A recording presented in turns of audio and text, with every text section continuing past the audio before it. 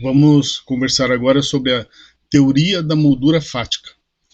Essa teoria, na verdade, é uma tentativa de cientificar aquela máxima, aquela expressão que diz assim: onde tem fumaça, tem fogo, né?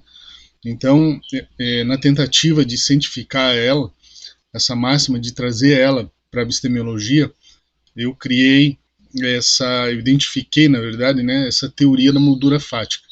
A moldura fática é assim: imagina um quadro onde nós vamos retratar uns fatos da vida, né? Então, imagina que a pessoa, né, o abstêmio, ele começa a acordar muito tarde de manhã e com pouca energia, não tem muita vontade de fazer as atividades do dia. Ele está se desorganizando, né, nas suas atividades do dia a dia, na sua rotina diária, né, nos horários que ele cumpre determinadas tarefas, né, no seu trabalho. Ele está começando a demonstrar muita irritabilidade, né, e com seus parentes ou com o seu círculo afetivo. E no que se refere às reuniões, por exemplo, ou ele não está comparecendo aos grupos anônimos, ou ele não comparece às sessões de terapia individual, ou ele, além de se ausentar, muitas vezes ele sai antecipadamente desses locais. Veja só, uma pessoa que está praticando essas condutas, a gente pode imaginar que essa moldura, né, está representando uma, um indício, pelo menos, né, de que a pessoa está querendo abortar esse processo de abstinência. Então, essa moldura fática, a teoria da moldura fática é isso. A gente percebe que tem fumaça, né? Então, se tem fumaça, tem fogo. Então, a moldura fática, os fatos analisados de uma maneira objetiva, eles demonstram, né, que a pessoa está tendendo a abandonar esse processo de abstinência. Por outro lado, imagine uma moldura fática, imagine que nesse quadro, né, o que está sendo retratado nele, o que está sendo retratado é uma pessoa que está acordando nos horários, está cumprindo a rotina, está evitando discussões desnecessárias, está comparecendo aos seus grupos. Veja que nesse quadro esse quadro é muito diferente do quadro anterior, e nesse quadro, aparentemente, nós teríamos uma pessoa que não vai retornar, não está, pelo menos, aparentando sintomas de retornar ao seu processo de adicção, né? Então, veja que a moldura fática, né, é uma forma de analisar objetivamente o que está acontecendo na vida da pessoa para saber se ela está tendendo a retornar ao processo de adicção ou se ela está permanecendo, ou querendo permanecer pelo menos, no processo de abstinência, certo?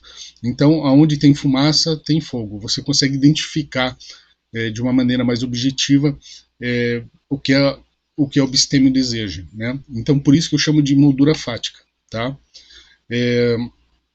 Bom, quanto à moldura fática, na verdade, você também tem um detalhe importante, que agora a gente já pode falar, que é da dissonância, né? Daquele nexo de displicência também, né? Então, veja, você pode perceber através dessa moldura fática que existe algum nexo de displicência, né? Porque o abstêmio está em algum desvio, né? Do primeiro ao quarto escalão, ou porque o abstêmio ele está se afastando daquele caminho hipotético ideal da abstinência, né? Ele está no sentido dissonante daquele caminho. Então você consegue perceber através da teoria da moldura fática esses elementos, né? A teoria da dissonância patente, o nexo de displicência, você consegue identificar um desvio, por exemplo, de segundo, terceiro ou quarto escalão, você consegue até identificar uma recaída emocional. Por que você identifica isso? Porque existe uma moldura, você analisa objetivamente determinados fatos. Tá? É importante essa análise objetiva desses fatos, porque quando você entra no subjetivo, naquilo que o sujeito pensa, naquele ponto individual, se apresentam justificativas. Então, a pessoa está saindo antes dos grupos terminarem ou está se ausentando por determinados motivos na vida, né? Então, ela está irritada por determinados motivos na vida.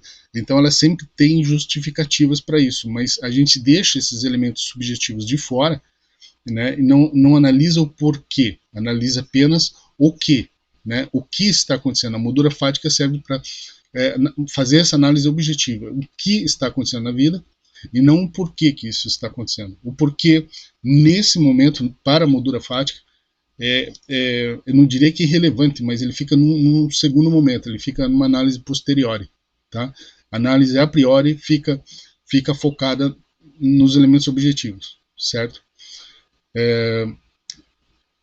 O material está disponível, né, assim como todos os outros, tá? Era mais ou menos isso que eu queria falar sobre a teoria da moldura fática, e bons estudos.